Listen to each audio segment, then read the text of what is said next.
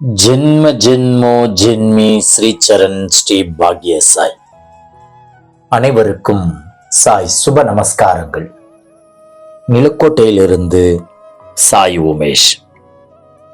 ஓம் ஸ்ரீ சத்குரு பகவான் பாட்டி சித்தரின் லீலாமிருதம் 30.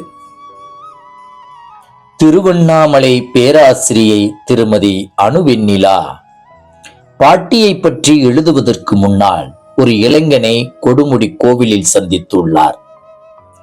இருவரும் பாட்டி சித்தரை பற்றி நிறைய விஷயங்கள் பரிமாறிக்கொண்டு இருக்கும் தருணத்தில் அவ்விளைஞன், நான் பாட்டியிடம் அனுமதி வாங்கித்தான் உங்களிடம் பேசிக் கொண்டிருக்கிறேன் என்று சொன்னாராம். மறுநாள் அவ்விளைஞன் பாட்டியை சேவிக்க சென்ற பொழுது பாட்டி இவ்விளைஞனை பார்த்து, என்னடா நீங்க 2 பேரும் கோயில்ல என்னை பத்தி என்னடா பேசிட்டு இருந்தீங்க ரொம்ப நேரமா என்று கேட்டாராம். நம் பகவான் பாட்டி சித்தருக்கு என்ன ஒரு ஞான திருஷ்டி! ஆச்சரியம், ஆனந்தம்.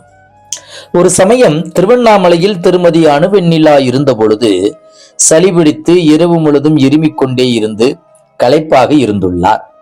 அச்சமயம் கரூரில் இவருக்கு நெருக்கமான நண்பர் ஒருவர் பாட்டியை பார்க்க சென்று அலைபேசியில் தொடர்பு கொண்டு பேசியும், பின்னே அலைபேசியை பாட்டியிடம் தருகிறேன் பேசுங்கள் என்று கூறியும் அலைபேசியை பாட்டியிடம் கொடுக்க, திருமதி அணுவெண்ணிலா அவர்களும் வணக்கம் அம்மா என ஆரம்பிக்க, அக்கணம் பாட்டி அலைபேசியில் இவரோடு பேசாமல், ஏண்டா அவ ராத்திரி பூரா இருமிக்கிட்டு தூங்காம இருந்திருக்கா, அவளை ஏன் தொந்தரவு பண்ற என வாஞ்சையுடன் திரு அணுவெண்ணிலா அவர்களை பற்றி பாட்டி பேசும் பொழுது நெகிழ்ந்து கண்ணீர் விட்டு இருக்கிறார் பேராசிரியை அணுவெண்ணிலா அவர்கள்.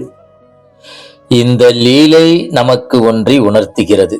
என்னவெனில், பாட்டியின் பக்தர்கள் எவ்வளவு தொலைவில் இருந்தாலும் தொடர்ந்து இடைவிடாமல் கவனித்து கண்காணித்து வருகிறார்கள் என்பதில் நமக்கு எல்லளவும் ஐயப்பாடு இல்லை. பாட்டியை துதிப்போம் நம்பிக்கையோடும் பொறுமையோடும். ஜெய் குரு பாட்டி, ஜெய் குரு பாட்டி, நற்பவி பாட்டி.